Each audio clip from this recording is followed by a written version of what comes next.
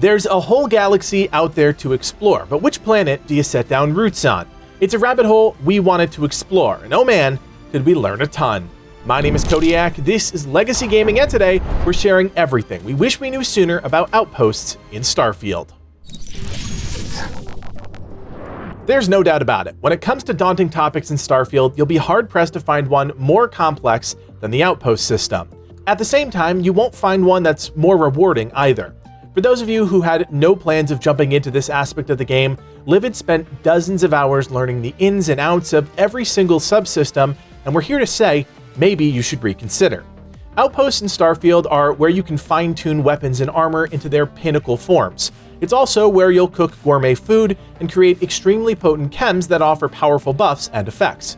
It can even be your one-stop shop for creating rare manufactured components, not just for crafting, but for selling as well, giving you a nearly fully automated method of generating a steady flow of credits. Sure, a fully decked out starship can help accomplish some of these things, but when compared to a full network of outposts, Starfield becomes a whole other experience entirely.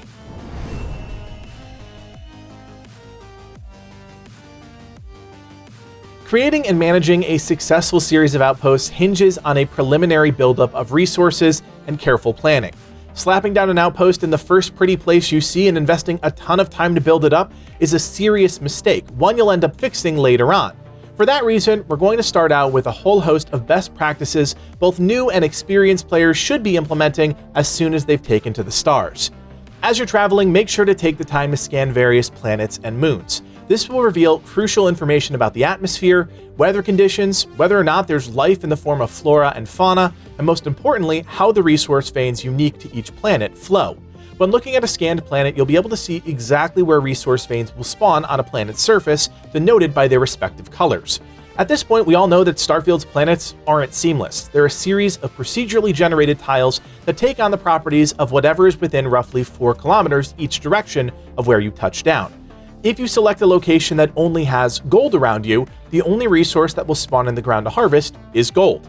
Conversely, if you find a location that has multiple resource types converging in a point or very close to it, then that location will have a diverse range of resources you'll be able to take advantage of with just one outpost. We fully recommend players get a rough outpost down immediately, purely to serve as a place to store your loot, because you should be picking up and squirreling away every single mineral, liquid, gas, and manufactured component you come across. Even raw food ingredients like packets of meat or fresh produce, you'll want to save for the cooking side of things despite them not being listed as crafting materials. That being said, selecting the perfect location will catapult your growth. What do I mean by that? Well, it all begins with resource composition. Starting out and even well into the mid-tier of outpost progression, the most important resources will be aluminum, iron, copper, and titanium. These are core materials used in just about every single item you'll be building, from core structures to tiny decorations.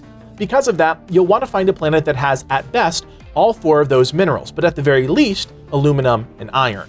These 2 resources are the only 2 things required to produce adaptive frames, easily the most important manufactured component needed to get all your buildings and storage containers up and running. We'll be leaning into some simple manufacturing to generate a steady supply of these, but we'll talk about that a bit later on in the video. All this means is that you won't be at the mercy of RNG when looting or visiting shops, saving you a ton of time and credits. Additionally, as I mentioned before, make sure the planet also has a breathable atmosphere, flora, and fauna, allowing you to reap those rewards down the line as well. Find the right planet, find a location where minerals converge, set a landing point, and you'll be off to the races. Now, with all that being said, before we construct anything, I also want to touch on how we can utilize major cities and planets like New Atlantis on Jemison to get ourselves supplied. You can actually hail various NPC starships in orbit around major populated planets and request to trade with them. Often they'll have an abundance of basic materials, but will also have some of the most elusive resources in the game. Major cities are also home to a good number of shops that should be your go-to location for just about anything else you're missing. Stores like Jemison Mercantile and UC Distribution on New Atlantis have a robust stock of materials that will refresh simply by sitting down and waiting 24 hours in-game.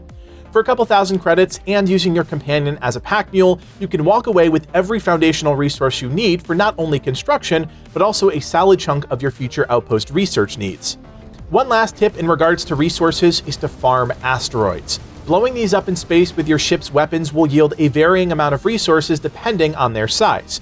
These asteroids can also contain more rare minerals and sometimes even random caches of loot if you're lucky. This is a great way to quickly farm a ton of iron in the early game, short of just buying it, so we thought it was worth pointing out. The last thing I want to talk about that ties back to outpost prep are the skills you're going to need to advance your outpost in both the short and long term. These will live primarily in the science tree, with a few additional skills hanging out in the social tree. A skill you should invest in immediately, no questions asked, is research methods. This skill will not only massively reduce the cost of your research over time, but will also allow you to gain unexpected insights, essentially granting you the passive ability to have sudden developments happening while you're researching something. Every time you engage in research, you'll need to manually input each of the required resources. Whenever you fill one resource in completely, your research can randomly overflow and fill in other resources required to complete that research for free, sometimes even filling in resources you don't currently own. I can't even begin to tell you how valuable that is over time. Geology is another skill staple, allowing you to gain more from minerals you harvest, sometimes even getting other rare minerals in the process. Then comes outpost engineering. This skill is not only required if you want to research more advanced structures, but at max level will cut the cost of everything you build in half, and some of these things are extremely expensive. You'll also want at least rank 1 in both botany and zoology if you're on a planet with oxygen, flora, and fauna, as we recommend, because it's required if you want to research and build greenhouses and animal husbandry facilities that generate organic resources. Later on, skills like chemistry, spacesuit design, and weapon engineering open up an entirely new crafting loop that comes with having fully functional outposts. Even planetary habitation enables you to not only build more outposts, but also allows you to build on planets with extreme temperatures. To be honest, the entire science skill tree is stacked. Within the social skill tree, there are 3 big ones. Outpost management will enable you to have more crew and robots per outpost. Gastronomy will allow you to research new food to craft for more potent effects and XP buffs. And finally, commerce will allow you to buy materials you need for cheaper, while also allowing you to sell what you produce later on for significantly more. If you're watching this guide before starting your first Starfield playthrough and outposts are a feature you plan to dive into, keep all of this in mind when choosing your starting background, as some of these can give you a serious leg up right out of the gate, unlocking some core skills that will make the entire process smoother from the start. With all of this initial knowledge under our belt, let's begin by finding a planet with a breathable atmosphere and at least the aluminum and iron resources I mentioned earlier. After that, we'll find a spot where the minerals converge and set a landing zone. Once on the ground, open up your scanner and press the Outpost button here. This will bring up an outpost beacon that will generate a large AoE when placed, denoting exactly where you'll be able to build. Additionally, in the top left of your screen, you'll also see what resources are available to be harvested within the radius of that beacon. You'll never find a location that has everything you're looking for, but you can optimize your placement to sometimes get 3 or even 4 of the materials you're looking for if you landed in an area where they all converge. Again, you're looking to get at least aluminum and iron. Once your beacon is placed, this unlocks the ability to now fast travel to your outpost on this planet at any time, from anywhere in the universe. This marks a location on the planet or moon you built on, denoted by this little bunker icon. Additionally, whenever you fast travel to your outpost, you'll spawn directly in front of the beacon, so place it somewhere convenient in relation to your base. That brings us to some more basic controls. Now that we have an outpost claim, bring up your scanner and press the Outpost button again. This will bring you into the build mode by default, but if you look down at the bottom right of the UI, you can swap between modify and build modes by pressing the respective key. Build mode allows you to cycle between different types of modules, storage options, decorations, and even crafting stations.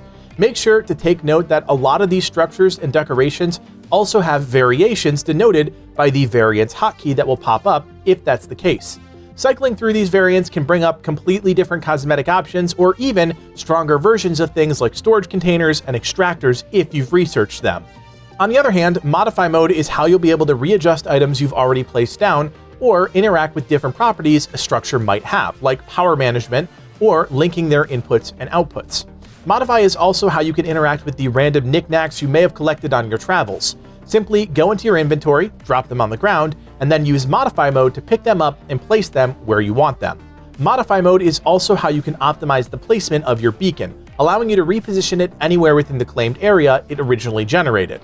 Once a claim is set, it can't be altered unless you completely delete the beacon itself, so keep that in mind. You can also toggle your view to a more bird's eye perspective by pressing the key here. This is essential for mapping out large building placement, reorganizing your smaller structures, and even planning out where you'll eventually be setting down your resource extractors. If you're on a PC, we highly recommend using a controller for this process, as it gives you incredibly fine controls over the exact angles of the objects you want to place. At the time of making this video, this can bug out and become inaccessible, and if that's the case, simply save your game and reload the save. Everything should return back to normal. To build anything, you just need to be in your build menu. Select the module from the interface on the right and place it within your claimed area. The UI on the top left will tell you exactly what resources you need, what the operating costs are for production-based structures and defenses, and even what it might produce. This all varies based on what modules you have selected and even what skills you have, reducing the overall cost of the structure. There is another feature here that I want to mention quickly, and that's the track feature. Pressing this will track the resources for the specific module you have highlighted, which will show up on those resources in stores or while you're adventuring. Personally, I didn't use this much as it becomes cumbersome to remove the track after the fact, but it's there if you want it. When you first start out, your build menu will look more limited than ours here, and that's because at the start, you have next to nothing unlocked, which brings us to one of the most important systems for the success of your outpost: research. In order to unlock more advanced structures and cosmetics such as power generators, greenhouses, and even defenses, you'll need to engage with the research system at the Research Laboratory crafting station. You can actually do this well before you even have an outpost down by using the crafting station aboard your starting ship, the Frontier, or the one in the basement of the lodge back at Constellation HQ. Interact with the research station and you'll notice you only have a few options such as Manufacturing 1, Decoration 1, and Robots 1. Other research projects require you to not only advance the base level projects, but also invest skill points into outpost engineering, botany, zoology, gastronomy, and much more. You'll be able to see what skills are required under the Required Skills section and what materials you'll need under the Required Materials section. Clicking on a research project, you'll be presented with this follow-up menu. Here, you'll find a list of all the materials you'll need, how many are needed to input, and how much of that material you have in your inventory. Clicking on a material allows you to submit it one line at a time. Remember that research method skill we talked about a few minutes ago? This is where unexpected insights can proc, giving you the chance at free resources. Because of that, always try and fill in the materials you have the most of first in hopes that you'll get a few lucky procs. You'll notice that research requires basic resources, which can be harvested, while also often requiring manufactured components. Again, you'll have to either pick these up during your adventures, purchase them from a vendor, or manufacture them yourself via the Industrial Workbench crafting station. You can also find this station in the lodge basement or in your starter ship, but for ease of access, we recommend you build these at your outpost as soon as possible. Alright, we've gotten through the bulk of the fundamentals, so now I think it's important we dive into the building menu and break down what you can create on each tab. Some of these I'll go more into detail about because they can be incredibly complex. Livid spent hours, truly hours, bashing his head against a wall just trying to get some of these to work, so hopefully we can save you some frustration. The first tab is one I really don't want to spoil for those of you still progressing. Just know any current and future quest-based structures will go here. In the case of this one, just know placing quest items down at your outpost will increase the frequency and potency of future attacks. The second main tab you'll interact with is Extractors. The contents of this tab will change based on the resources available to you on the planet and within your claimed zone. In our case, we have access to water, aluminum, iron, and alkanes. Once you complete all the extraction research, you'll have access to the regular extractors, the commercial versions, and the industrial versions. As these get larger, their cost and power operating cost increases, but so too does their output. As we mentioned at the start of this video, once you have a specific extractor selected, you'll be able to see the vein of its respective mineral colored on the ground. Depending on the size of the vein, you'll only be able to support a certain amount of extractors in proximity to one another. Also, keep in mind for maximum output efficiency, pay attention to the ring each extractor generates, keeping other extractors outside of their zone. In order to get these running, you'll need to hop over to our next tab, Power. Inside this third tab, you'll gradually have access to more and more potent forms of power generation, depending on how far you've researched. You start with only small solar, wind, and fuel-based generators, but keep in mind, depending on the thickness of the atmosphere, rotation speed of the planet you're on, and even distance to the sun, solar or wind generators will fluctuate in viability, which is why we suggest you try and secure habitable atmosphere-based planets to start. As you progress further, you'll get access to nuclear-powered reactors to help make your outpost function at peak efficiency with as few structures as possible. That's important since, don't forget, there is a large but finite structure build limit. By default, as long as your generators are placed and you have enough total power to meet the demands of your needed power, things will get powered by default. You do, however, have the option to run wires from a generator to a specific item, or even switches. This allows you to keep certain systems better protected during a pirate raid, or allows you to control which production structures are actively running. The fourth tab brings us to containers, probably the most important structure to build and manage across all of your outposts long term. These containers allow your crafting stations to directly use everything contained within them for production, eliminating the need to carry things around in your inventory. First up is the transfer container, which you'll only need one of. This allows you to access your outpost inventory from your ship, or your ship's inventory from your outpost, allowing you to quickly land, shuffle around resources, and head out. Then you have storage options for solids, liquids, and gases, but also a warehouse option which is specifically used to store manufactured resources. Again, as you complete outpost research, you'll gain access to these in small, medium, and large varieties. This is also where our automation starts to take form, as you can directly link an extractor's output to a storage container of the resource's respective type. You do this by switching to modify mode, hovering over the object you want to move from, and hitting the respective Create Output Link key and link it to your output destination, in this case, a container. You can take this a step further and link the outputs of one container to another in a chain, allowing resources to overflow to the next container. At any time, you can hover over the red line generated from the output link and delete the link to break the chain. This does get a little more complicated with containers that are right next to each other, often requiring you to delete and replace the container entirely. In our fifth tab, we double down on heavy automation with builders. These will intake resources that are linked up to them and combine them to output something else, namely a manufactured good. You start with a simple fabricator at a base level, but as you complete more research for manufacturing, you'll unlock more expensive and robust options, such as the compound and multiplex fabricators, which produce more rare and expensive components. To get a fabricator running, you'll need to link storage containers to the fabricator with the corresponding resources inside. In the case of our planet here, we're making adaptive frames created by fusing aluminum and iron together. We have our extractors sending the resources to their respective solid storage containers. We'll then link the iron and aluminum containers to the fabricator and link the fabricator to a warehouse storage container. Normally, this would automatically start going due to the power being supplied, but if we want to control when this fabricator is running, depending on if we want to be stockpiling aluminum and iron or not, we'll need to place down a powered switch. We'll then directly link a generator to the powered switch, and finally, link the powered switch to the fabricator. This now gives us precise control over when and what we want to be manufacturing. There's also the matter of the greenhouse and animal husbandry facilities. These are only available under very specific conditions. First, the greenhouse requires the botany skill, while the animal husbandry facility requires the zoology skill. From here, your planet must also contain the respective life, be it flora or fauna. You'll then need to go out and explore, fully scanning the respective beast or plant enough times to fully document it on the planet. If you haven't done that, it won't be available to utilize at the facilities. Lastly, the environment must also be conducive to life. It took a little practice, but Livid did manage to set up one location that actively supports both a greenhouse and animal husbandry facility. Just like a fabricator, you'll need to supply these facilities with a specific combination of resources and manage where the manufactured output goes. The sixth tab is straightforward, structures. This is where you'll find all the modules, both big and small, that allow you to effectively create a sealed base on the planet. Inside, you'll be free to decorate and customize to your heart's content, making bedrooms, mess halls, control centers, you get the picture. One important thing to note to give you a bit more flexibility is that once your structures are built and linked together, on certain walls and doorways you get the option to change them, allowing for wider or narrower hallways and even alternate walls or windows to look out of. You have a lot of options at your disposal, but I do hope the team expands this further in the future. The seventh tab is again straightforward. We're talking crafting here. Simply put, these are relatively cheap to build and significantly open up the functionality of your outpost. Like we mentioned at the start of this video, crafting is a surefire way to outfit yourself with the best gear come endgame or future content. Defenses make up our eighth tab, and again, you'll need to have done the appropriate research to unlock all the available tiers at your disposal. Because you only have 6 turret slots per outpost, making sure you have the best version of them out at all times is important.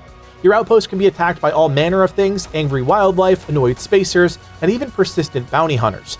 These will play a pivotal role in helping you fend off enemies and keeping your infrastructure intact. If anything does get destroyed during a skirmish, be sure to head up to it after the fact and repair it to return it to full functionality. Then we get robots, the 9th tab on our list. These of course open up with research and provide numerous potential benefits to your entire outpost.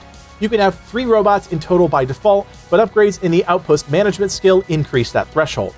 The sanitation minibot will increase the production rate of all inorganic resources. The garden minibot will increase the production rate of all organic resources. The engineering robot increases the production rate of all manufactured items. The logistics robot provides an increase to the production rate of all resource types by half the amount. The power management robot increases the output of all generators, providing you with maximum efficiency. Finally, there's the security robots. The minibot is worthless, while the biped and quadruped versions are extremely potent and deadly. Furniture is our 10th tab, and it's exactly what you think it is. As you progress your research, more options will open up to you on each category within the list.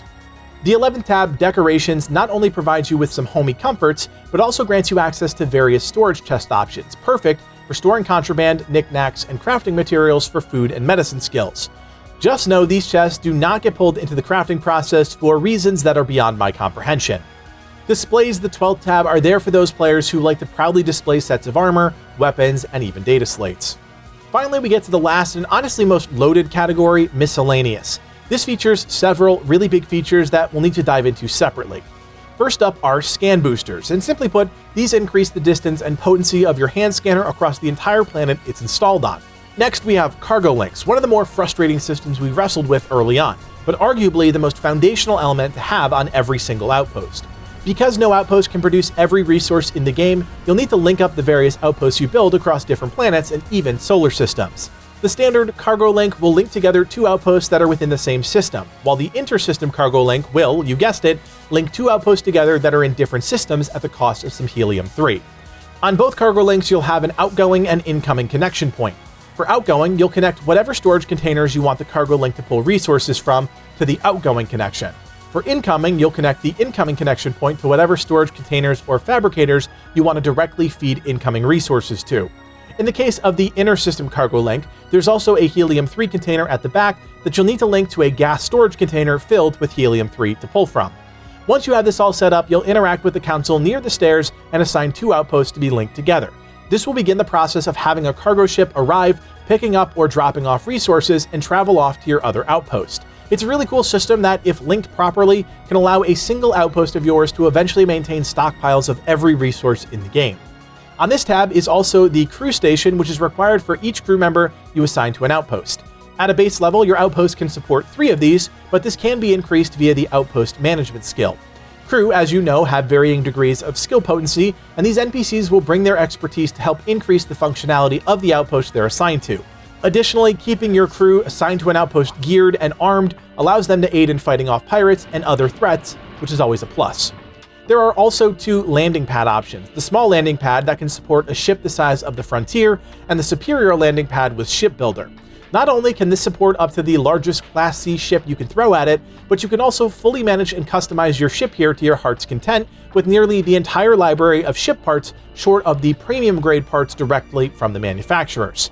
Last up, we have the various mission boards and bounty clearance terminals. These provide you with an easy and safe way to accept missions and clear bounties without invoking the wrath of whatever faction you'd normally annoy by visiting to take care of these issues. These have both at times been a lifesaver for our entire team, so don't forget to build them whenever you do set down roots. When it comes to an immersive and true RPG experience, nothing in Starfield hits quite like Outposts. It's truly you against the environment, staking your claim and establishing your empire in the far-off corners of various solar systems. Fast traveling is in its fastest form, automated crafting provides you with more goods to sell than you know what to do with. Hell, it's even the best place to mod your gear and customize the starship of your dreams. When that's all taken care of, your outpost is still your own slice of the galaxy to do with as you wish, whether that's decorating your base or simply enjoying a galactic sunset. What we're saying is don't sleep on Outposts, and hopefully this video gave you the perfect introduction to every system it currently has to offer. Who knows what modding will bring to the table, but we're excited to find out. If you know of any ways we could have made this guide even better, feel free to leave us a comment down below. As always, we're here to have a great time playing games we enjoy while also helping out our community, so don't be shy. Of course, you can also join us on Discord if you want to talk about new and upcoming games, interact with the Legacy team, and enter daily giveaways for your chance at awesome prizes. That link, as always, is below. My name is Kodiak, and from everyone here at Legacy Gaming, thanks for watching, and play on.